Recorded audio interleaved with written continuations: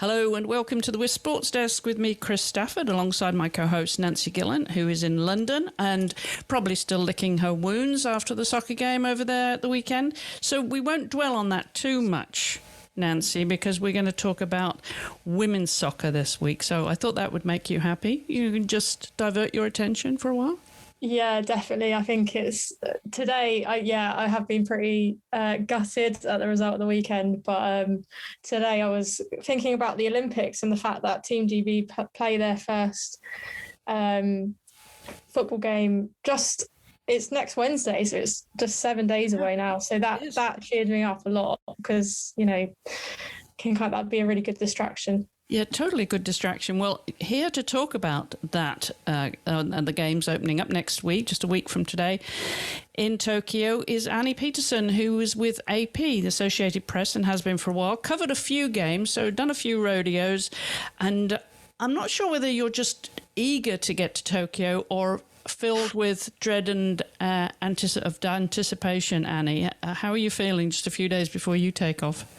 Well, I am going to set the bar very, very, very low and have absolutely no expectations of being even allowed within the country. So if I get into Tokyo, I'll consider that a win. I'm very nervous. I'm set up to get my 3 COVID tests Thursday, Friday, and Saturday. I have 2 required by the Japanese government to get in. And I just found out this morning that I also have to have another COVID test required by Delta Airlines before I can even get on my international flight. So hopefully, cross your fingers, they are the correct tests that I need, and that they go smoothly, and I don't test falsely positive. That's kind of hanging out there also, even though I'm fully vaxxed. And then I am navigating the paperwork that is going to be required to get me in the country also. So all of these things, and an app, I have to download the app once I have an activity plan that is approved. And at this point, from what I'm hearing, they're only approving activity plans 24 hours in advance. So I'm really hoping that my activity plan is approved because I have a little bit different of an Olympic experience than a lot of other reporters who are going, in the fact that I'm traveling all throughout Japan for the different games. They're not just in one stadium, obviously, they're all across the country. So my activity plan is going to be a little bit more extensive than some of the other people who are going. And I'm just hoping that that doesn't cause any holdups. So you are not just covering USA Soccer, then you're covering the other games as well, which is a pretty full itinerary. But I want to start with next week because, as I said, the first games crop up a week from today on the 21st of July. And, well, I don't know where we start, Annie, because first of all, we should say, full disclosure, we're both USWNT fans. We obviously support USA Soccer. And Nancy, of course, supports Team GB. But I think in terms of the bigger picture, Annie, we have to say that the US starts favorite, right? But there's tremendous pressure on them.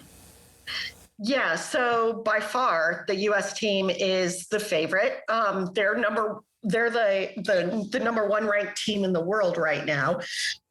They are coming off, obviously, a victory in the Women's World Cup and are vying to become the first team that wins an Olympic gold medal following a World Cup victory. Nobody's done that before. And they've already got 4 gold medals, so more than anybody else. So they're vying for their 5th. Really, they're loaded from top to bottom. The talent is just almost an embarrassment of riches, I would say. Yeah, it's just insane. So yes, they are the team to beat. Their first game, however, is going to be against Sweden, which is kind of their nemesis after what happened at the Olympics last time. I don't know if you recall, but in the quarterfinals, Sweden parked the bus and actually advanced on penalties against the U.S. And afterwards, Hope Solo made her famous comment that the Swedes were cowards because of their lack of attack. So it was their earliest ever exit from the Olympics. And while a lot of the players are saying, no, it doesn't, that's not what's driving us. What's driving us is to become the first team after the World Cup to win a gold medal. I think that there's a couple of people that are still a little bit miffed that that happened to them. And so I think that will drive them, especially in this game. I know that it drove them when they played Sweden in the World Cup too. So the U.S. has this incredible habit of always drawing Sweden in the group stage. It's almost unfortunate, isn't it, that they would be the first game that they face? Yes, it's the first game. And then, the rest of the field, I guess, Team GB, unfortunately had one of their, Olympic preparation matches against Zambia, which is also going canceled because of COVID restrictions. And so we don't really have an idea of what that team is kind of looking like, as much as we did, the full England squad at the World Cup. So that'll be interesting, the way that team kind of responds. I wonder if Nancy can give us some insight there, Annie. Nancy, have you got any insight into Team GB? Well, I mean, I don't think confidence is necessarily that high because, like Annie said, it's really hard to know how we're going to kind of come out. We are playing New Zealand behind closed doors tomorrow. So there will be some kind of preparation match, but it's still a case of, it's obviously the whole kind of situation where normally we have every home nation playing separately. And then we've only come together once for the women's football tournament at London. And then this is only the second time. And, it's something that doesn't really happen. So it's kind of, I don't think people are really knowing what to expect. That being said, though, there's only really, I think there's 3 non-English players in the team. So that it's not really kind of that different to the normal England setup. But then also when you look at how England have been performing recently, we haven't been performing well. So I think expectations are relatively low. We're in a hard group as well. Chile, probably the easiest team, but they're still kind of World Cup. They're still a World Cup team. And then Japan are the hosts and Canada are obviously a really good team. So I think people are just excited, obviously, to see Team GB because it's always really interesting when you have like English players and Scottish players playing together. But I don't think we've got any real medal expectations. And if we do get a medal, it would just be a bonus, I think. Annie, I mean, looking at the other countries, obviously Sweden is, as you said, the US's main adversary. The Netherlands. Who else would you be looking at to actually get through there to the medal shootout? Well, I think you cannot dismiss the home field advantage that Japan has. Mm-hmm. They have been preparing very hard for these games because they want to have a good showing, obviously, as the host country. So they're also gearing up. Japan is also gearing up to launch the WE League, which is going to be the top of the women's table in Japan. And so I think that there's a little bit extra incentive there to do very well in these games. So I would not count them out. I would also be, I always have to say, and this isn't in deference to you guys, but I always have to say that I am a huge fan of the Matildas, and I am a huge fan of Sam Kerr. Absolutely. Yeah, no, I think we'd all agree with that, wouldn't we, Nancy? Yeah, definitely. She's amazing. I know I'm not supposed to root for anybody. I'm supposed to be, a casual observer and just write what I see. But God, Sam Kerr, and she's just so dynamic that I can't help rooting for her. I'm so looking forward to that game, the US versus Australia, which comes up, a week that following week. So we've got a lot of really good head-to-heads there to look forward to, Annie. It's going to be amazing, and I love the U.S. group. I think that I think that New Zealand is interesting because they have Tom Sermanni, who was a former coach of the U.S. national team. So that's kind of an intriguing matchup to me. Even though he's pretty far removed, I still think that makes it a little more dramatic. And, I am really also excited about Brazil and seeing what Brazil brings with Pia Sundhage as the coach of the Brazilians and what she has brought to the team. They obviously still have Marta, and they have the oldest player in the soccer tournament, Formiga, who is 43 years old, and holy cow. Carla's only 39, so she's got a while to go. Right, exactly. It's like Carly, everybody keeps talking about how Carly Lloyd is the oldest. And I'm like, hi, meet Formiga, because she's just a machine. And so I'm excited about that. I'm excited to see what they do under Pia. I think that will be interesting. Team Canada has won bronze medals in the past 2 back-to-back games. They also have an elder statesman on the field in Christine Sinclair.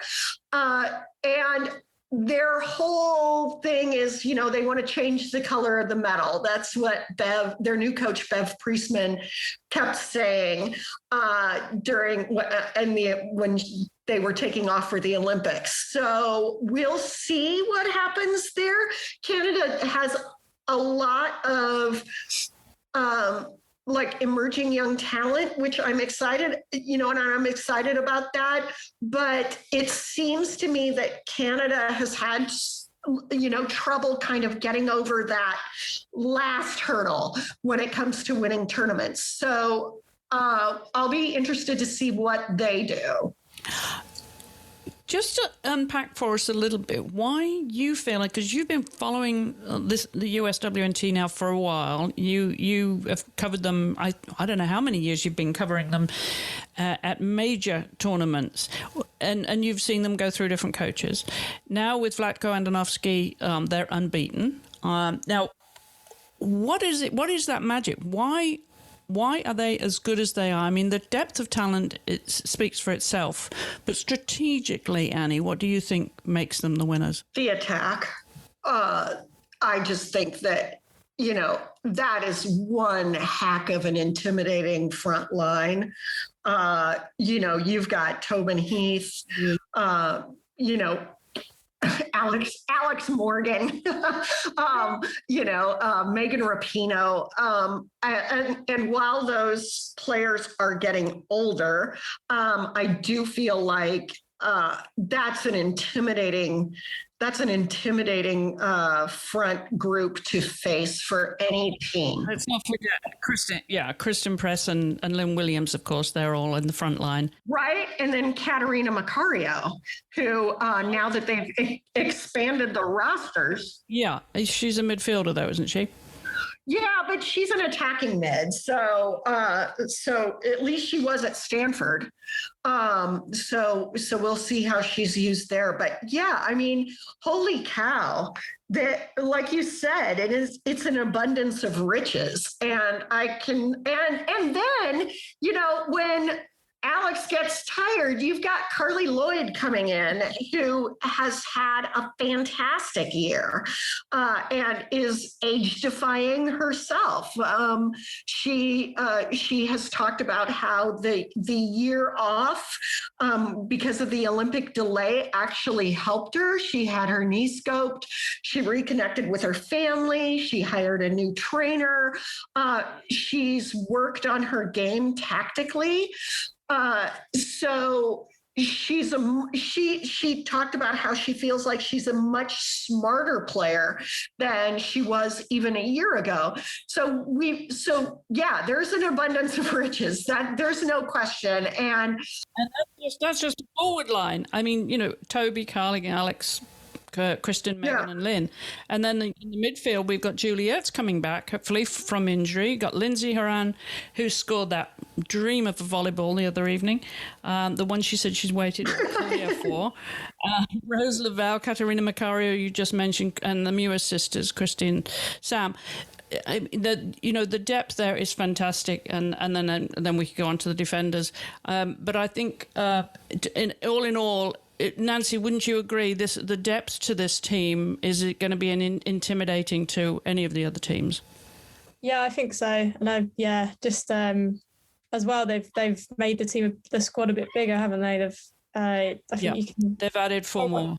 Mm-hmm. Yeah, so I think it's still on match day. You still have to have a smaller squad, but it just gives you the options to switch it up a bit more. But yeah, no, definitely. I think, any women's football competition you're in, the US are always the ones to beat. And I think for me, the Olympic women's football competition is always so exciting because it's so small. Every team that's there has the best in their continent, or they've worked really, really, really hard to get there. So there's no games that's an easy game. Every game is really good. And yeah, the US have a really hard group as well, but I'm fully expecting them to get through and into the knockout stages. Yeah. So your final predictions then, Annie, who are going to be the medalists? Oh, wow. Okay. I have to do this for the AP too. And I have to get it in by tomorrow. So this is a good exercise for me. I am going to say that it is the US first, Japan second, and Netherlands third. Oh, really? You're not including Sweden? No, I'm not. All right. Nancy, how about you? It's so hard. It's really a loaded field. It is totally hard. Nancy, you have to put it on the line now. What your 1, 2, 3? I'm going to be controversial. I'm going to say the Netherlands win. I'm going to say it's a repeat of the World Cup final, but the Netherlands win. US gets silver. And my heart says Team GB gets gold, but I reckon it'd probably be more likely Australia or someone like that. That's me just being a bit provocative, though. Yeah, good job, Nancy. Good job. Yeah, I mean, anything can happen, of course. Olympic Games is often very different in any sport. It's often different to, say, a World Championships, isn't it, Annie, or, World Cups. There's just something different about an Olympic Games. And sometimes, and especially with the individual events, they're unpredictable and you can get surprise winners, surprise medalists. Who else will you be keeping an eye on aside from soccer? Will you just be totally dedicated to the soccer? Have you time for anything else? No, you know what? Aside from my, day-to-day job with the AP, where I'm also focused on a bunch of other things, right? I cover everything in Oregon. So the Trailblazers of the NBA and also college football here at Oregon and Oregon State. So the American football, the other football. So at the Olympics, I'm pretty much dedicated only to soccer. I'll be helping out with the men's tournament as we get to the knockout round. And so I've actually, Friday's my day where I research all the men's teams because I don't follow it that closely. And because the men's teams are the U23 teams, I especially don't have a lot of knowledge when it comes to those teams. You know, I know the stars that are, so at the Olympics, the men's competition is the U23 teams, U23 players, but they can invite 3 senior team players to also participate on the roster, which was why, like in Brazil, when the men won, they had Neymar on their squad, even though he was older than 23 at the time. So I'll have to do a little research on that. But because when I started covering the Olympics back in the day, I was the indoor volleyball writer. And I loved Olympic volleyball. I still follow elite volleyball worldwide. And you know, there are times when I do wake up at like 3:00 in the morning to watch a match, you know, in some random part of the world because I just love volleyball. And so cross your fingers. I'm hoping to be able to get in a couple of volleyball matches. I'd love to be able to see the U.S. men and women play in the gold medal matches there, but I don't know if time will allow it.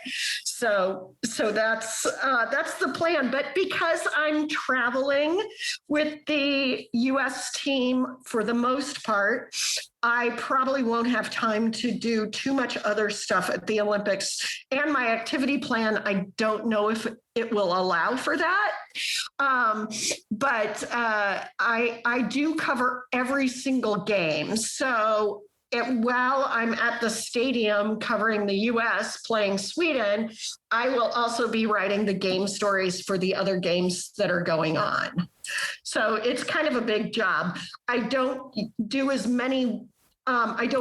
long a story on the non-U.S. matches, but like I'll be covering, you know, Japan, Canada while I'm covering the U.S. match. So my issue is the Australia, New Zealand, and the Zambia, Netherlands game kick off at about the same time.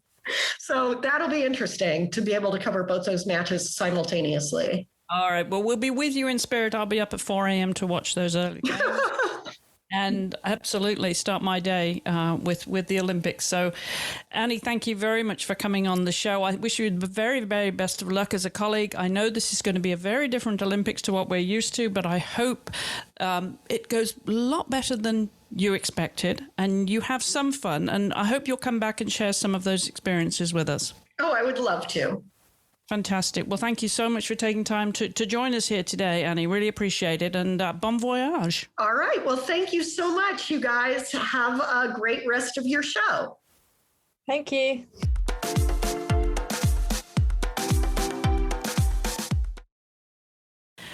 Well, obviously, this is going to be unlike anything else we've ever covered before, Nancy. But the fever has started, hasn't it? The Olympic fever is there. Are you feeling it? Yeah, I think, today I've definitely been getting excited about it. I'm just, looking only a week to go really, which is just, I think we've spoken about it for so long. It's just seems surreal, to be honest. Well, we've spoken about it for a year longer than we normally would. Yeah, and I think that's, spoken about it for longer and spoken about it more because of so much drama about postponement and then, even uncertainty over whether it was even going to happen this year. So it's quite incredible that it is happening. It is, and I think there'll be a lot of stories that hopefully our colleagues will come back and share with us afterwards, and we'll be obviously talking about the Olympics for many months to come. because that's the thing about Olympic Games. They stick with you, don't they? And the records, the history, and the unusual nature of these games, I think, are just going to give us stories for a very long time. I don't think we'll be short of stories about Olympic Games or the Tokyo Olympic Games. There's certainly going to be a lot more to talk about than the 1964 Tokyo Olympics. Yeah, I mean, I think it's such a, I mean, I'm already getting messages from my former colleagues who are out there at the moment about everything that's happening. It's such a unique experience. And I mean, I don't necessarily feel envy that I'm not there, but it's definitely still quite a privilege, I think, for the people that are going to have such a unique experience. Yes, I don't envy them. I didn't plan to go, so I'm not disappointed that I'm not going to be there. But yeah, I hope it does go well and they are able to do their job. Basically, that's going to be the biggest challenge, as Anne already just pointed out. But let's move on now to the other news. I mean, we've got some Olympic news, but let's just start with the highlights of last week, last Saturday in Wimbledon. Obviously, the wrap-up of the Wimbledon Championships there, which was a wonderful result. I think that's got to be our first story before we talk about the Olympics this week. Yeah, I mean, Ashley Barty winning Wimbledon. It was, I think, obviously Barty's been world number one for some time now, but I think it's quite easy to forget that she's only won one Grand Slam, which was the French Open in 2019. And she's kind of, even though that the French Open is clay, and she's always said that grass is her favourite surface, and she's always she won Wimbledon as a junior, and she, I think, always wanted to come back and win the Wimbledon title. So it was a really interesting match because she just went straight out of the blocks, and she was playing Carolina Pliskova, who was also, she's never won a Grand Slam at all. So she was going for her first Grand Slam. So it was quite a historic final. But Barty went out straight, just went out so fast. And I think won the first 14 points unanswered. Pliskova couldn't even get a point. And then it kind of settled a bit. So it did go all the way to 3 sets, and Barty eventually won. But yeah, it was quite emotional when she did win. And, she's had a really interesting career in that she took time out of tennis to go and play cricket. And then she actually had 11 months out in 2020 because of the pandemic, and only really returned to tennis at the start of this year. So I think to come back and be so impressive and win Wimbledon is an amazing achievement. Yeah, it certainly is. And I think it bodes well for the future for her, because I heard some commentators say that they didn't think this would be the first Grand Slam that she would win.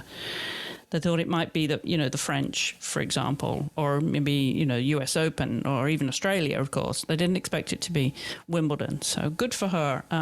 Obviously thrilling and historical. So lots of memories for her, I think, to take away. There was lots of other memories to take away from Wimbledon, which we've talked about in the past. It was an unusual competition. There's no doubt about that. But we put that to sleep for this year, and we're going to move, as I said, back to the Olympics now, because there's some Olympic stories here to talk about. In fact, I think most of the rest of our stories are about the Olympic Games, and we're going to start with just an update of the new rules, as we heard from Annie there, that there's an emergency, state of emergency been declared in Tokyo, and you've got an update there about the spectators now being banned from, I think they're only allowed at a very small handful of events, aren't they? Yeah, so any event that is in Tokyo, they won't be able to, spectators won't be there. So it's, unfortunately, the majority of events are going to take place completely behind closed doors, which I think is what I think a lot of people were dreading. I think having spoken to athletes heading to the games in the past kind of 3-4 months, I think they were all really hoping that it doesn't really matter if international spectators can't be there, as long as there are some domestic spectators to create a bit of atmosphere. But that won't be the case. So again, I think it will just make it quite strange. I'm not sure how broadcasters are going to deal with it, because when we had football happening here without any crowds, they put in like a fake crowd noise. So I don't know if the BBC, when they're broadcasting the Olympics here, are going to do the same thing, or just kind of let there be a bit of an eerie atmosphere.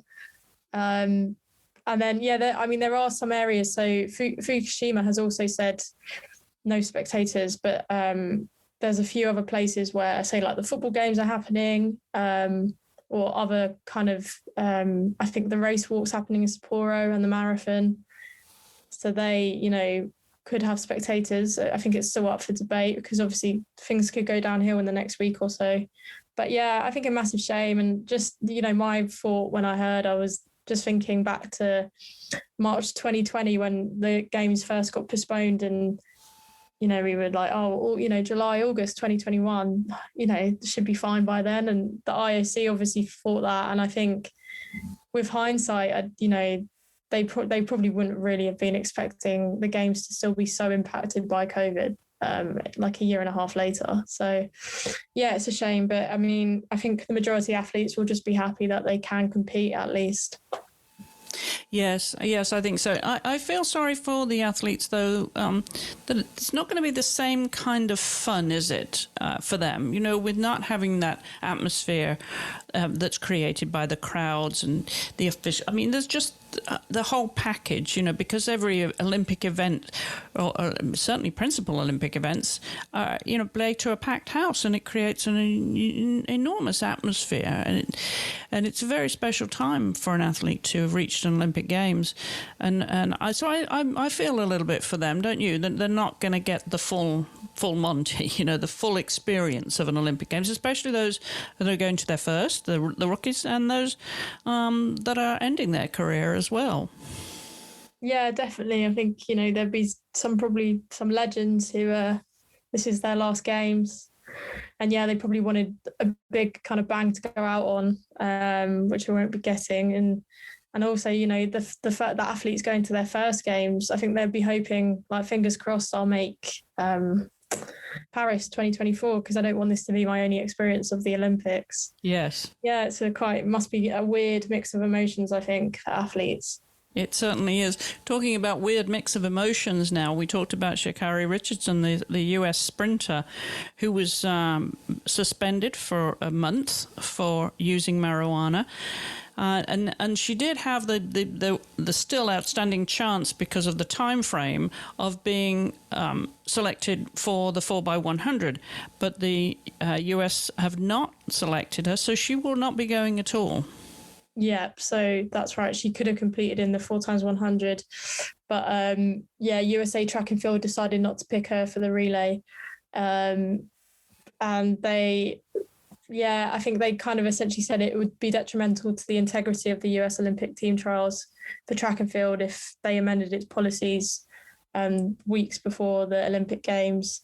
So I think essentially because she hadn't qualified, she hadn't gone for the 4x100 meters at the Olympic team trials, and also her results for the 100 meters had been wiped. They're saying that it would be unfair to include her in the 4x100 meter race. And I do think that athletes that, are in that team that would have been bumped out for her probably would have agreed with that. I think they would have maybe seen it as favoritism. But as I said last week when we spoke about it, she's 21. So she will have 2 or 3 more Olympic Games in her. So it's not quite the same as an athlete who is at the end of her career. We're definitely going to see her again. I think in terms of athletics fans, it's a shame she won't be competing at the Games purely because she is entertainment value and definitely could have got a gold medal. But yes. Yeah, we'll see her again. Yeah, we'll definitely see her again.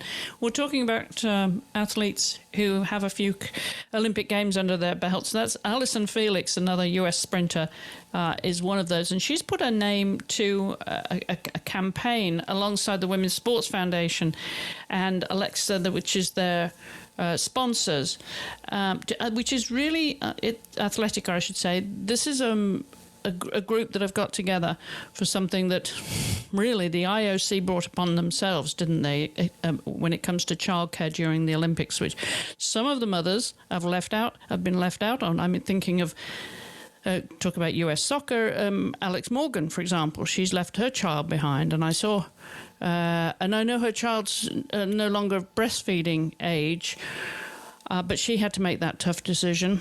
And then I saw this morning on, I think, Instagram, it was a Canadian athlete who's actually taking her baby.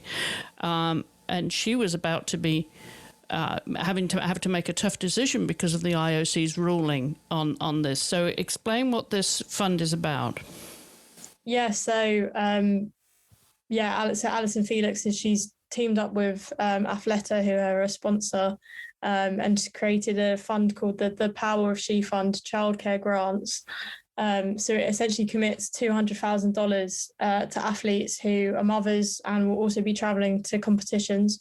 So it will, fund childcare, because like you said, a lot of mothers have to essentially make the choice of being like Olympians or competing at events or looking after their children. And I think a lot of them would like to take their children with them, but then, they still need to pay for the childcare while they're competing. So this kind of tries to address that. I think there's a few, 9 athletes, 6 of whom are heading to Tokyo. So there are Olympians among the athletes that are the first kind of cohort receiving this grant. And then she's also going to announce more later. Kind of like a new cohort. It's quite interesting, the name among, some of the names, because they are pretty big athletes, like Gwen Berry, who has been really quite a vocal athlete in terms of kind of protesting against racism on the podium. And then Elena Myers-Taylor. Has she been on this on WiSP before, I think? Alana has, yes, because she's a relatively new mum. She's been on WiSP Sports Mums of the World, the show about new mums. And of course, she'll be heading to Beijing for the Olympic Games, which is like, we get over one Olympic Games, we'll be getting ready for another. So she has a little boy, Nico.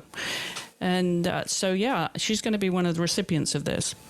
Yeah, so it's, I think it just shows as well that some of, the best athletes still aren't receiving the support they need to like fully be able to compete and kind of balance motherhood as well. So I think I saw someone saying that, this fund is brilliant, but at the same time, it's also infuriating because yes, it's, obviously great that she's done it, but you shouldn't be at the point where you need someone to do it. Yeah, no, that's absolutely true.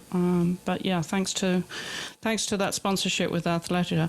But yeah, and as you say, some of these athletes now are on their way to Tokyo, but some won't be going to Tokyo, but will benefit from this fund. So a great initiative.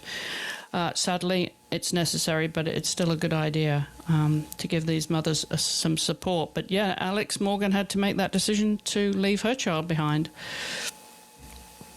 And also Serena Williams as well. She decided not to compete at the Olympics, and she hasn't specified, but she has hinted previously it's the fact that she would have to leave her daughter. Yes, I think so. I think reading between the lines, because she hinted that, then she made up her mind before Wimbledon, didn't she, that she wasn't going to the Games. Yeah, exactly. So it's obviously something that's very important to athletes. Totally. Well, we're going to move on to another outstanding Olympian. That's Katarina Johnson-Thompson. You've got an update there after her long-standing injury that she's back now, isn't she, in full fitness? Yep. So she had an Achilles injury at the end of last year, which I think was a bit concerning because she is one of our Olympic medal hopes. I think to have such a serious injury relatively close to the Games isn't great. But she's managed to get back to full fitness. She says she's fully fit and ready to go. And she's actually competing in a Diamond League meeting in Gateshead this evening.